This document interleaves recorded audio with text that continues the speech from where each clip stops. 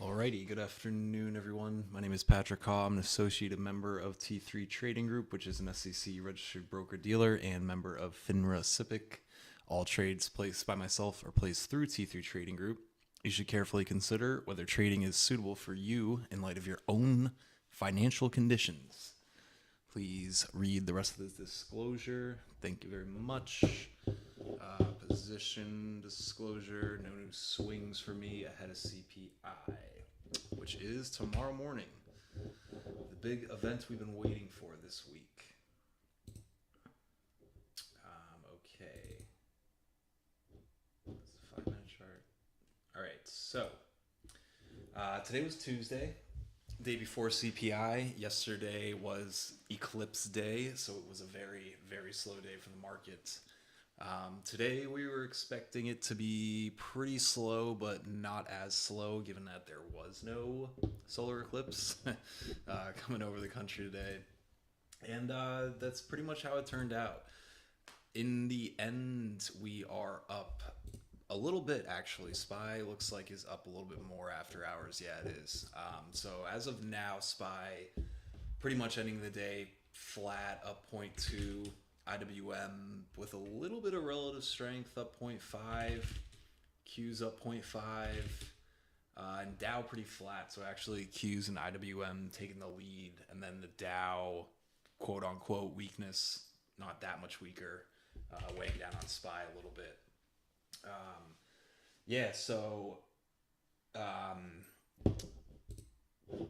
Did I say something wrong? I don't know what I said, Aaron. But you know the gist with that.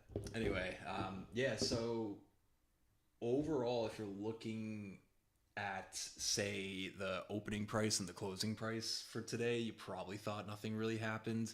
It was kind of an intense morning, though. We got a pretty hard morning sell-off.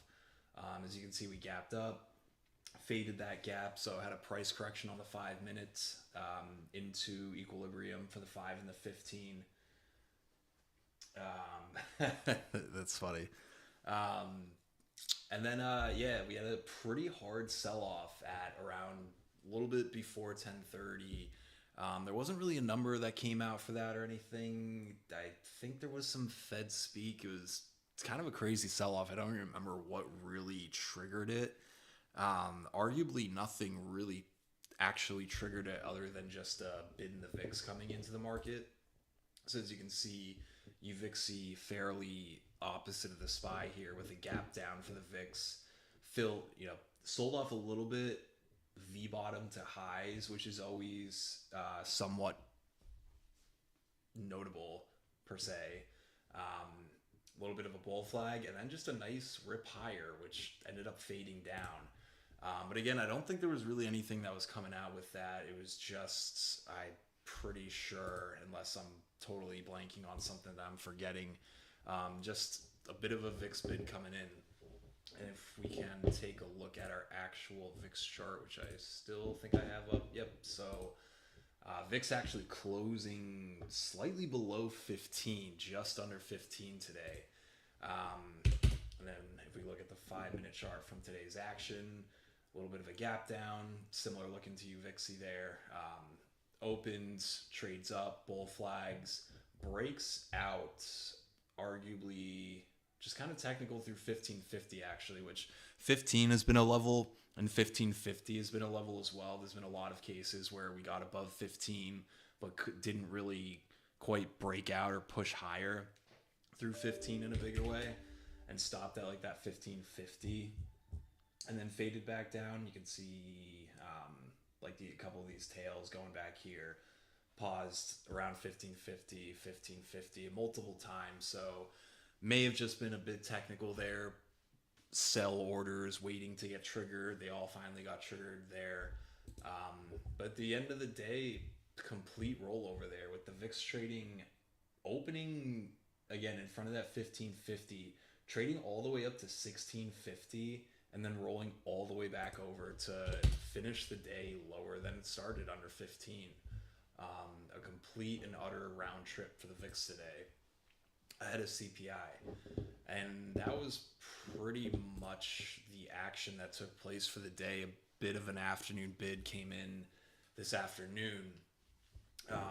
If you're looking at the 5-minute action or 15 or whatever, the intraday action along with the VIX, kind of made sense to see that bid come in with the market bouncing really well off that extension down there.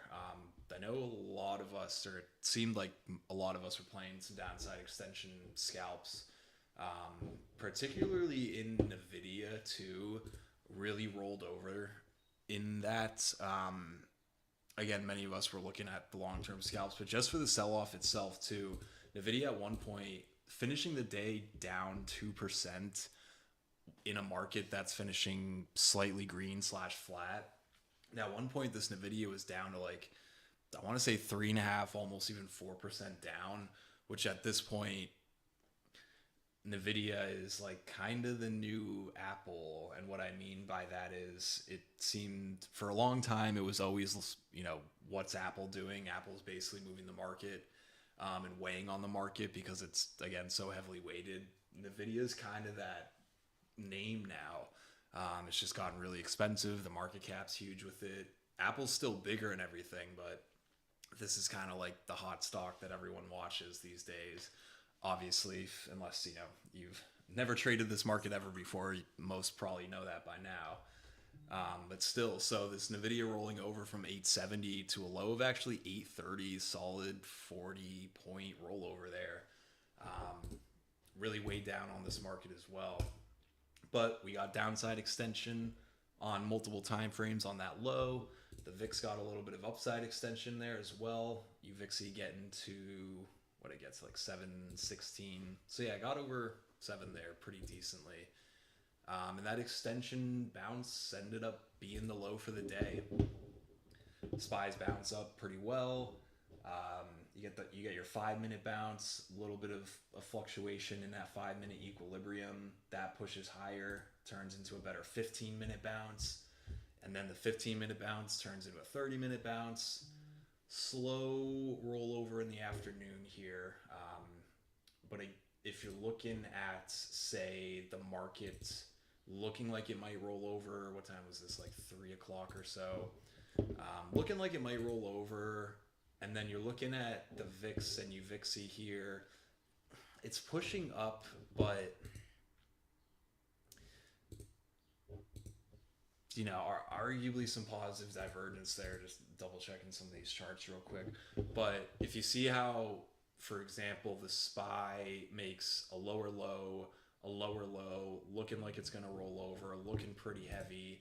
And then you're comparing this to the VIX, and the VIX makes a high, a lower high, and then I guess it poked a higher high here, but barely. Wasn't really getting that bid in the same way that the market was rolling over. And then we had some Fed comments come out. Again, Fed speak like all day, every day this week. Some Fed comments come out, which were a bit conflicting.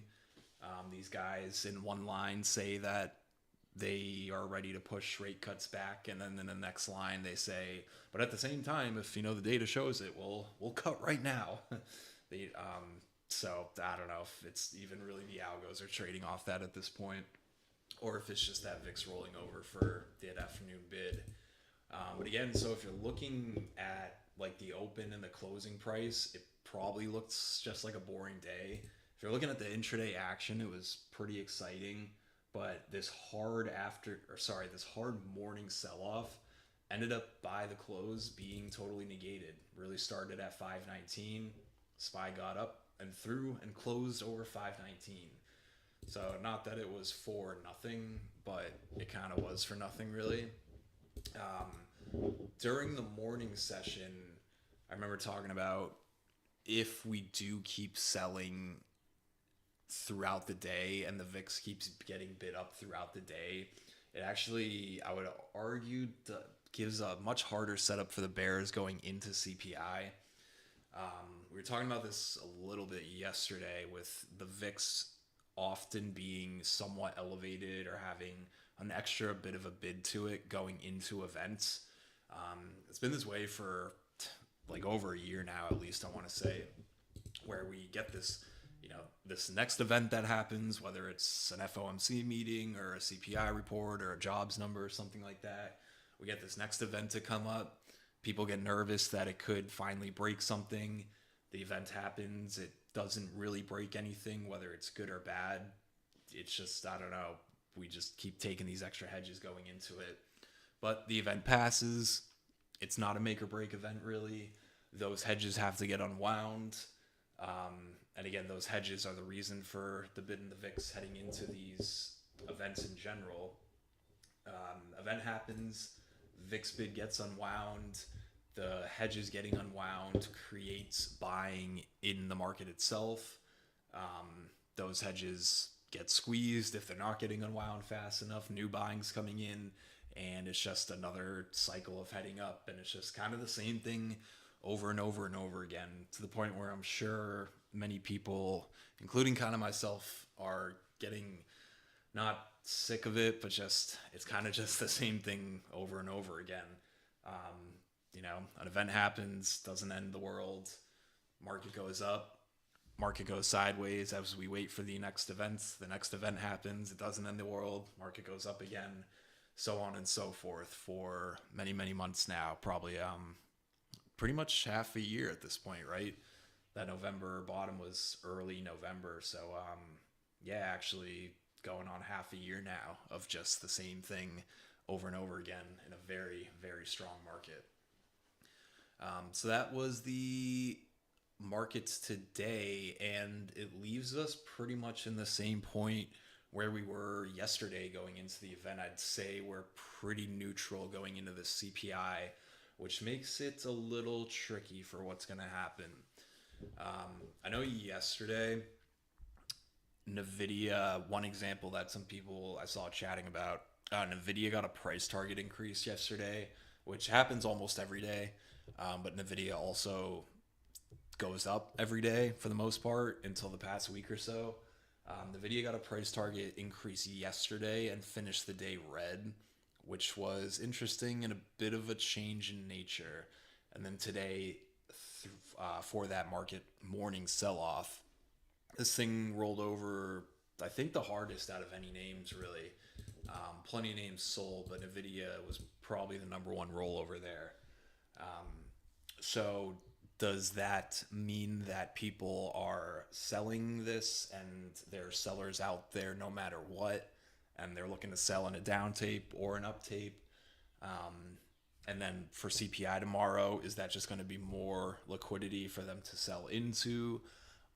Or that's probably the bearish case, or the bullish case would be this is just people selling in front of the events, and whoever needed to sell, and now that they have sold, that's it for that. And then, again, same thing tomorrow. We'll see what that number looks like. And if it's not world-ending, then probably get a bid into this market. I'm not sure which it is. I could see it both ways, really. It does seem like for the past couple weeks or so, the underlying bid in this market seems to have changed a little bit. And that's even before that last Thursday sell-off that we had. It does seem like we've been kind of struggling to go up as, what's the word I'm looking for? Like the same, I guess, velocity, if you will, of charging up in this trend. And you can even see it on the chart if you kind of scroll out. It's starting to really not roll over, but just flatten out here at least. This 45-degree trend that we've been in. And you could argue that Thursday really broke that trend line too, if you want to draw like a trend line from, maybe not from the November bottom. That trend's already been broken, but you can see it's kind of flattening out here. It's felt that way for a couple weeks now. Then Thursday was that final, like, here we go. Things seem to have been changing a little bit. Seems to be a bit weaker. Maybe not even weaker, but just not as strong. Then last Thursday happens, but now we've done pretty much nothing since last Thursday. Perfectly sideways for the most part. Thursday was a huge candle. It's a really wide range, so that range that we've been in is very wide since then, but we haven't really made any progress up or down. We haven't broken that Thursday's low, We haven't closed above that Thursday high, so we haven't negated Thursday, but it hasn't seen any downside follow through after that as well. So I think it's a little tricky and pretty neutral going into the CPI number. So we talked a lot yesterday about how, because I think someone asked a question about it, for how to trade certain events such as a CPI or an earnings event, or really just any kind of binary event where it could go either way. So I don't want to spend too much time saying the same stuff again. But for this one, I still think we're pretty neutral going into it. If we rolled over like we did in the morning, bear flagged, kept going down, and we ended up down at like 510 or something today, we would probably be a little oversold and the VIX a little overbought going into it, but that's not the case. If that were the case, I'd probably be long bias going into tomorrow, where if we have a inline or cool number, ideally a cool number, can look to buy on the way up. If we have somewhat of a hot number, or for some reason we downtick initially, I'd probably be looking for putting some bids in that downtick. And it's the same thing on the other side. If we were overbought going into this, we're just 3, 4, 5 plus days up in a row, we got some upside extension. It's not extreme extension, but we're really positive and optimistic going into it after such a big run. You'd probably be looking to either short on the way down or short any initial pops, even if the number is good looking, just because that's sometimes how the smart money works. In fact, usually that's how they work. But for this one, being that we're pretty neutral, I'm probably going to be not trading right away through that number, meaning if whatever the number is and whatever way we react initially, I'm probably not, if we tick down, I'm probably not shorting through that low. If we tick up, I'm probably not buying through that high.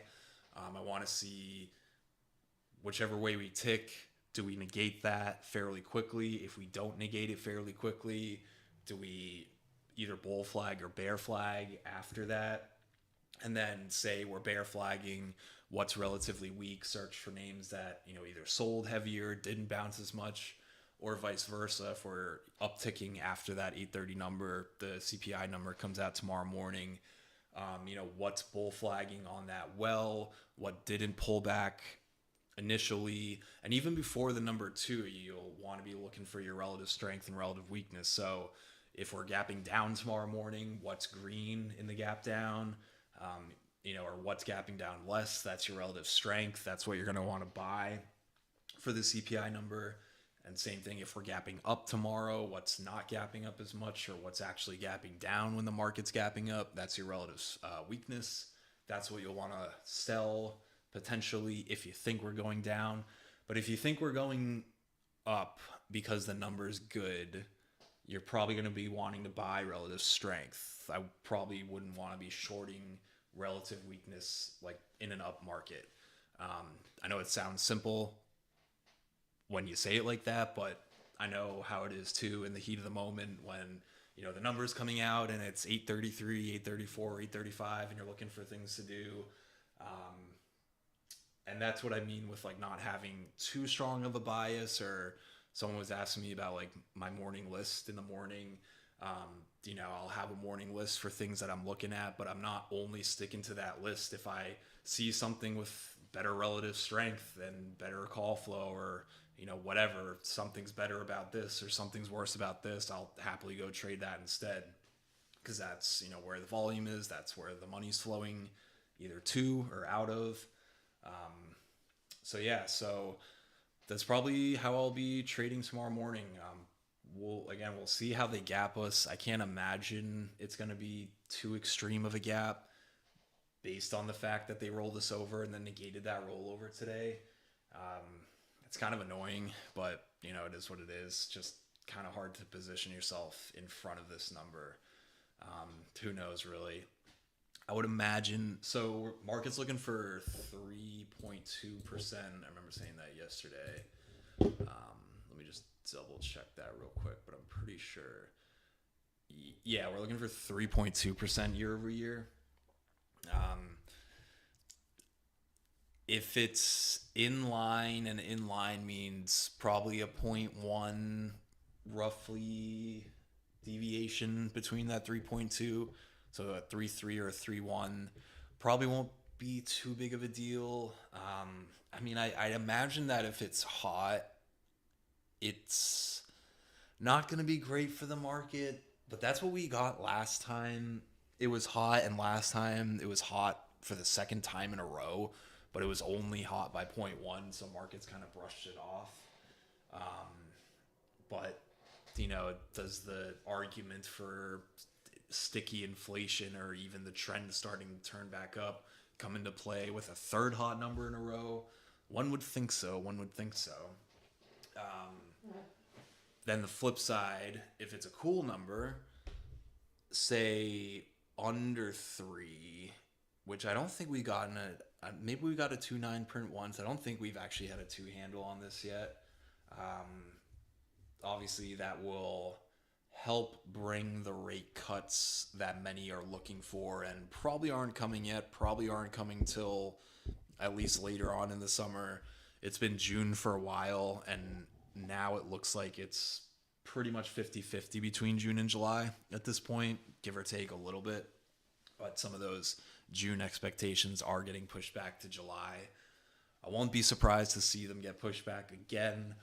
I also won't be surprised to see the market hold up when those get pushed back. But this regime that we're in definitely won't last forever. So it is getting a little tiring. Not tiring, but it's just the same thing over and over again. It will change though, and it's probably going to change. Usually these things change when, not necessarily when you least expect it, but kind of when you're just, like for me anyway, it's like giving up on it ever changing in a way. Like that's when it actually changes. So you always got to be ready. So does something change tomorrow with CPI? It could. Am I saying it's going to? No. In fact, it's probably not going to, but it could. So you always got to be ready for sure. And we'll see what happens, but we are pretty neutral going into this with an overall uptrend in the market, an overall strong market, but a market that seems a little tired under the surface, to be honest. But if rotation takes place as well, that's also bullish. That helps hold markets up too. You need that real catalyst to get us to sell. And if that happens, everything is going to sell. We're probably not. That's not when you're going to see IWM up and QQQ down. Most likely you're going to see everything down and everything selling if that happens. But if that doesn't happen, this VIX, which is still up at 15, is probably going to bleed out again, and market's just going to break higher after pretty much time correcting for the past 2 to 3 weeks now. So, should be interesting. I think that's all I really have to go over. A more exciting day today that ended up with no real progress. So, if you're shorting this morning, you're probably looking pretty good. And by the end of the day, you're probably a little bit annoyed if you were looking to buy at all. And, maybe you scalped some too early and got out too early, or maybe you didn't buy because of that rollover. You're probably pretty annoyed. But, unless you got like real day lows and held all day, it's probably a little bit difficult to hold new swings going into the number tomorrow. So, we'll see what happens. Should be good. And then after CPI, just as a reminder too, after CPI tomorrow morning, we have FOMC meeting minutes at 2 p.m. It's not a rate decision. There's no press conference after, but some algos might, go crazy depending on what Bloomberg decides to highlight red. Thursday, we have PPI, so more inflation data on Thursday. And then the bank earnings starting up Friday morning, which Bill posted an interesting snippet about that. I'm going to go back and reread that after everything's done here. But yeah, a slower start to the week that should be getting more interesting starting tomorrow morning for sure. So we'll see. And I think that's all I got. So happy to look at any questions, comments, complaints, concerns. Again, for the Eclipse questions, please refer to Josh. Let me pull up the YouTube as well, see if anything's on there.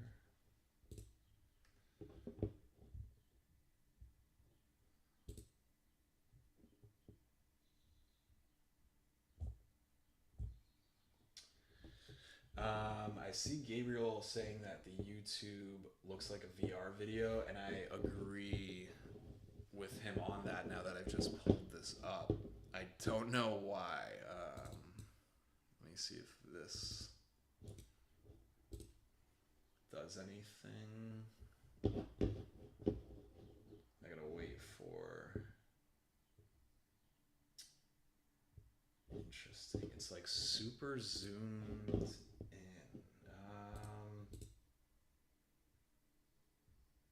Let me try one more thing. And if this doesn't work, then my apologies on the bad video. I didn't do anything different. So I don't know what happened here. Weird. Sorry about that, Gabriel. I don't know what happens. I'll have to figure that out after this. It looks fine. Yeah, the VTF looks fine. I don't know what happened. I didn't do anything different.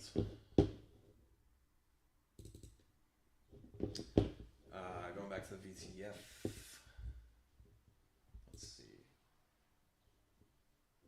It's 360 format. I saw that on... Whoa. Now I'm playing with this button on YouTube. I can look...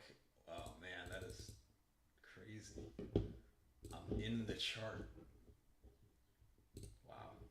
That's pretty cool.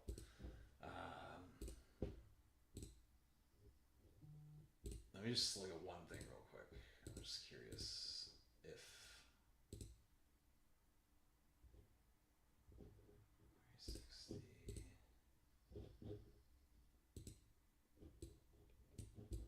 That's crazy. I've never seen that before. Yeah, I don't know.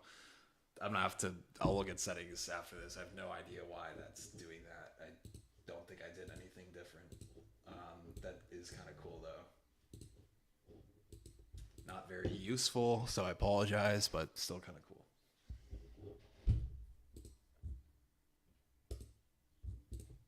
Have I been drinking? No, I wish.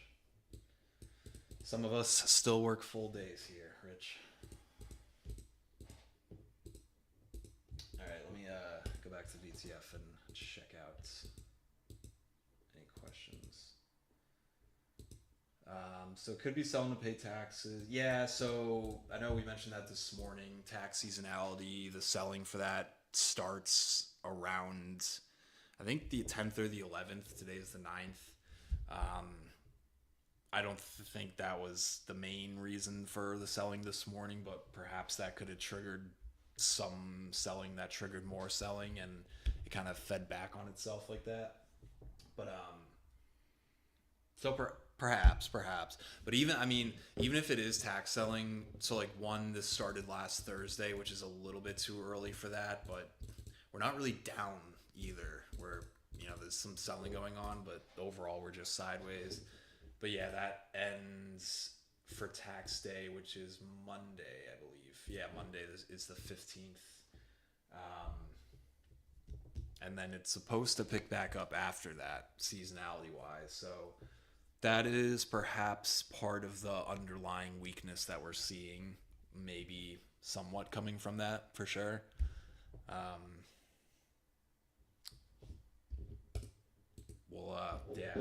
We'll see if we sell. We got all the rest of this week, Wednesday, Thursday, Friday. So we'll see if we keep selling throughout the end of this week, whether especially depending on the number too. Like if we get some good data points for CPI and PPI and whatnot, and we still sell into it, and it's like, okay, well, the data looks good, we shouldn't really be selling off.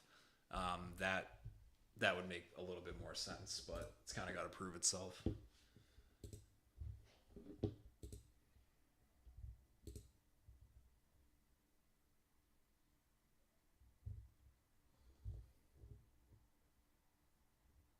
Oh yeah, I forgot about that T1 thing that's happening. Took them long enough.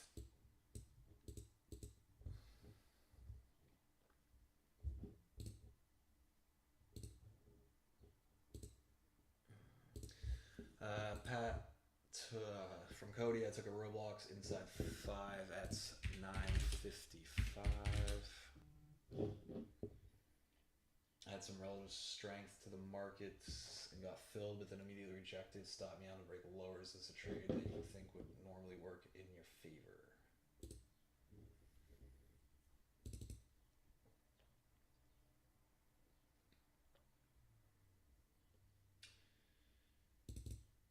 So the 950. So I assume this is the inside 5, and then you're buying the break on this bar. A little bit of a gap up. Price and time correction. 5-minute ADMA catches up. Inside 5, that breaks. Ends up rolling over, stopping you out. Gotta always check every time frame. What does the daily look like? Daily looks good. It is a day 3 up, but the daily does look good. I like, besides it being a day 3, I like everything about that trade, and I think the market just ruined it for you. At 950, whoops. At a 950, 955 or so, when you're buying that, the market just sold fairly hard. And then when your trade's trying to work but doesn't work, the market's not bouncing at all. I think everything about that trade is good, Cody, and the market just kind of ruined it for you, which obviously happens. It is what it is. I don't think you could have been really expecting that hard of a sell from that 1030 area. I think normally that would work in your favor. Yes. Normally when the market's going down, no, but normally when the market is sideways or somewhat strong, yeah, for sure. You waited properly for moving averages to catch up. You waited for a setup. You took the setup. Market killed it for you, which again is annoying, but definitely happens. And then, yeah, I mean, so yeah, I like everything about it, Cody. I think so. Typically, you want to buy names or go long names when the market is ready to go up, and vice versa, short names when the market's ready to go down. Market isn't always the deciding factor, but it definitely helps to have it on your side. So if you're looking at this at the end of the day and saying, well, it ended up finishing higher, how could I have maybe captured that? I don't think it would have been easy, but when we were looking at extension down here, which is like 1045, 1050 or so, if you're still looking at Roblox, which I usually think it's good to track whatever names you're looking at to trade throughout the day, because you never really know. And especially these days, the midday trades are sometimes really solid. In fact, the day tops and the day bottoms seem to happen midday, like half the time now. Whereas it used to be usually in the morning, by the first 20 to 30 minutes or so, either the day high or the day low is in. That's like a pretty common rule, but maybe that is not really the case anymore. So if you were still tracking Roblox and you saw the market getting really extended down here, and some people are coming in for some extension buys, extension scalps, stuff like that. If you're looking at the market doing that, and then you look at Roblox, This thing's still green. It probably didn't even tick red on, yeah, because it closed down here. I don't think it even ticked red on that low. So you see the market selling off. You see NVIDIA plunging down over 3%, and this thing's still green. That's relative strength. And you probably could have found some buy spot. Either you get a tail here, an inside 5, the inside 5 breaks down and then immediately comes back up. You possibly could have snuck in here. Otherwise, this tightened out a bit and broke higher here. And you probably could have snuck in a little bit there too. I know this wasn't part of your question really, but just, this is what traders should be doing at the end of the day when they're reviewing charts and stuff. How could I have gotten in this in a safe way where it made sense to do so? And I'm not saying to just try things over and over again throughout the day, but if you're at the screen, you might as well keep looking at things. So your trade, I like it. Market ruined it for you. And then when the market finally did bottom, that's again where Roblox is still green, showing impressive relative strength. And then after that market bottom finally does come in down there, pretty much most things bottom down there. But this held relative strength and ended up closing strong. So hopefully that makes sense and helps a little bit, Cody. But not easy with that market pull for sure.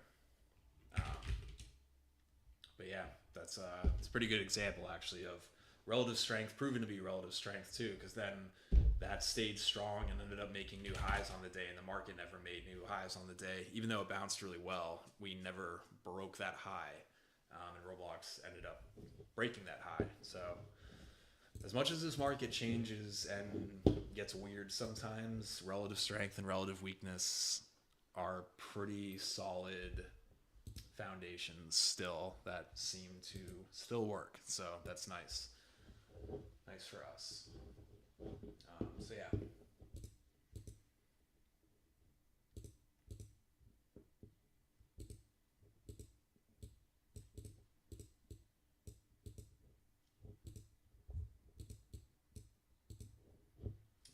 just reading you guys make fun of me for slurring. What do I drink throughout the trading day to maintain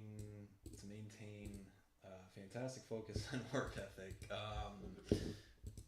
I drink a lot of coffee in the morning, probably too much, up until like noon or so, maybe a little bit earlier. I'll drink a decent amount of coffee. I usually don't eat lunch, and sometimes I eat breakfast, sometimes I don't. I usually don't eat lunch until, honestly, sometimes like 1 or 2, just because I'm pretty busy throughout the day, and I'll just try to go eat lunch and then get an email and have to do something, and then something else comes up and something else comes up, and so on and so forth. But I try to eat fairly healthy. I drink a lot of coffee, and then I take a B12 supplement, which I take the like liquid kind through like the oral dropper. B12 is a vitamin that helps you better, I don't want to say it's scientifically wrong, but like better digest your food to get more energy from your food, something like that. It basically helps you get energy from your food in a better way. That's fairly new for me actually, but I like it. I take a couple other supplements as well, but the B12 in the morning / like midday definitely helps avoid that afternoon crash. So yeah, I basically overdose myself in coffee and then some vitamins. And that's it really. And I just tell myself to not be so soft whenever I get a little tired or something.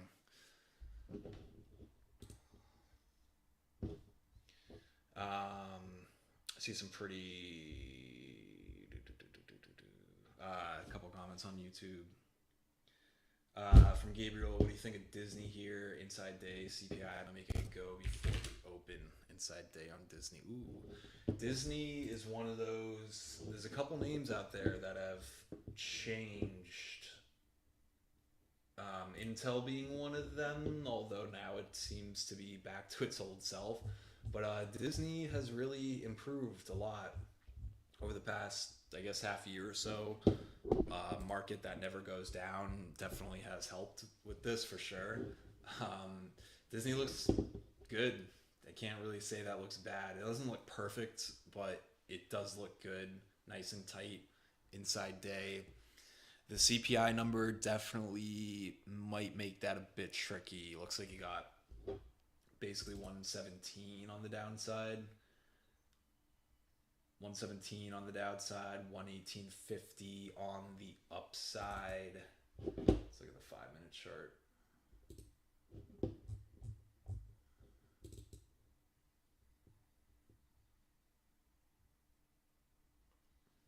Maybe like 118.50 and 117.50 or so for triggers. It might be hard pre-market with the CPI. I don't know if you have the ability to trade pre or post market. If you do, you could be ready to cross the market on either of those levels, depending on what the number does. I would be careful chasing the number reaction initially, like right at that 8:30 when it hits. I'd be a little bit careful chasing that reaction, whichever way it ends up being. Overall, Disney looks good. I really don't like this stock. I don't like trading it. I find it very hard to trade. And there's still a lot of drama in this name with the CEO and whatever fund, Peltz and Tryon, however you say their name, trying to get more involved. And that makes me not like it as much as well. Whenever there's that much drama in a name, there could just always be news headlines coming out, and there is always news headlines coming out on Disney that could be in your favor or against you. So I think I like this stock better as a swing where you have less size and give it a lot more room. Personally, that's just how I've found when I've traded in the past. So looks like 114, a nice support level, a nice was resistance turned into support, 115 to 114 area. So you could probably buy some versus 114. And then just try and swing it and keep with the trend. Otherwise, you got the inside day break. And besides that,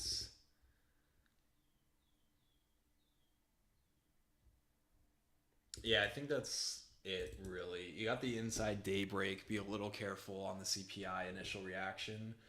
But other than that, I would probably rather, if I were really trying to be involved in this name, I'd probably be smaller size and giving it bigger room where you can trade around it a little bit and not get shaken out on like random headlines or a CPI move or something like that. And yeah, I do think this name is hard, but that's my thoughts on Disney. Definitely, it looks good. It looks good. So, Qs and SPYs pumped a bit at the close, which was weird. CPI doesn't mean bleep anymore. What's your take, even if CPI meets expectations? Yeah, so that's what we were kind of just saying with this cycle that keeps happening over and over, where the data looks good. So Fed fund future cuts get pushed back. Then the data looks good, cuts get pushed back. Data looks good, cuts get pushed back. Blah blah blah blah blah. That definitely can't go on forever, and it's getting to the point where we're at this 3-ish% CPI that we're kind of getting stuck at. Inflation's been coming down for a while. It's not coming down anymore. Is it accelerating to the upside? No. Maybe after tomorrow's number, we'll see that it actually is starting to trend up a little bit. But overall, it's not that the CPI is meaningless. It's just less volatile,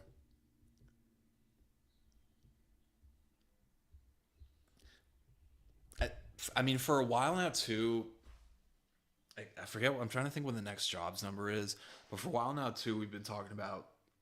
It's not that inflation and CPI is meaningless. It's just not really the main focus anymore as much as it's the jobs numbers and the economy now, where the Fed is looking for, like, they're not claiming victory on inflation, but they're more looking to see now if the economy holds up or gets hurt on the quote unquote monetary tightening that they've been doing, even though overall financial conditions have actually been pretty easy for a while now.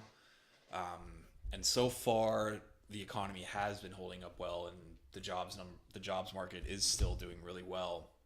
So there's no real reason to cut yet. So it's not that CPI is meaningless, but we definitely do have less and less reactions off of it. I forgot to check what the SPY is pricing in for the close tomorrow. But if you look at that, I guess it's probably like $3-ish. It's probably not crazy. Maybe like 3.5 to 4, something like that. Let me just reread your question real quick. That means annuals. Yeah. So I think that's, I mean, my take is really just it's the same scenario that we've been in. Unless it's a crazy number tomorrow, Fed cuts probably get pushed back. Hedges coming into this event probably get unwound, and we probably go up if the number isn't crazy. If it's somewhat crazy, I could see us having like a morning sell-off again like we did this morning, and then that just getting bought up again. Other than that, I mean, I don't know. There's no real reason to have like some big bear case for now, with the economy still doing well and jobs numbers, unemployment not ticking up really. It's hard to really make that big bear case for the real 10 to 15% pullback. It's hard to argue that when overall the tide is going in, and by that I mean money flowing into the market. So we'll see. This week will be interesting. Tomorrow will be interesting. Is it going to change everything? Probably not. But some signs, like again, Nvidia being down yesterday on a price target increase, Nvidia rolling over the hardest today for the market being able to rally back to green, but Nvidia still being down 2%. There's some weakness in the leaders, so that's worth noting. Where's Apple? Speaking of leaders, this Apple still is getting bought under 170, but it can't really break up either. So, what's the market going to do if Apple actually does break up and tries to go up to 174? It's probably, market's probably not going down with that. But if this is the start of NVIDIA sellers actually selling, and there's more selling to do, and they're going to sell no matter what, you'll probably see Apple actually break down and the market actually break down and NVIDIA sell, and that's when, again, everything will sell, and it's not really going to be the bullish rotation. So we'll see, but my take is pretty much the same until something changes. And for now, nothing big has changed, but again, under the surface, things seem to be shifting a little bit.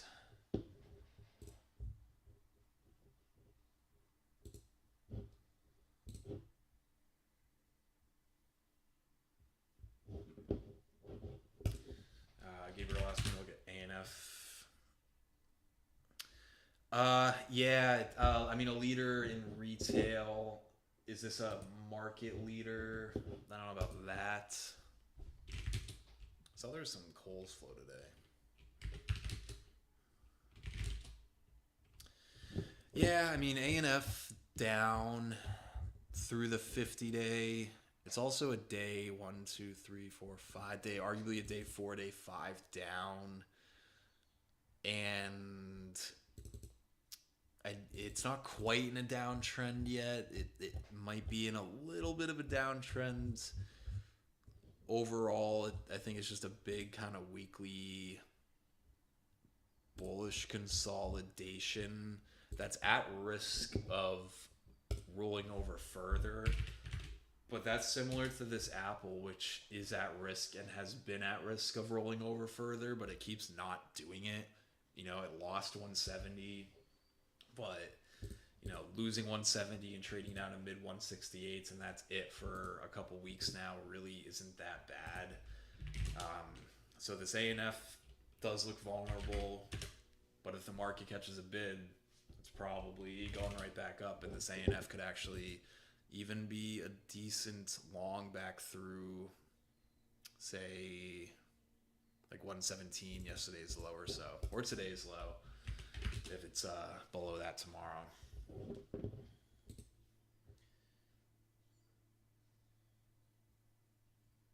But yeah, I mean, I definitely get what you're saying. You got that Tesla was pretty strong today and held well. So that's been a relatively weak name that is starting to get better.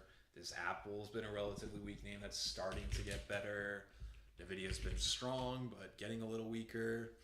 AMD has been weak, but is holding in decently. For the most part, it looks more rotation-y out there than overall weakness, which is bullish overall. But we shall see. So yeah, I think that's just about everything and everyone. Just making sure I didn't leave anything. Nope. Alrighty, so yeah, CPI 8:30 tomorrow morning. Market looking for 3.2% year over year. Pretty neutral going into it. Again, I'd probably be careful chasing the initial move, whether it's up or down. I'd be careful chasing it.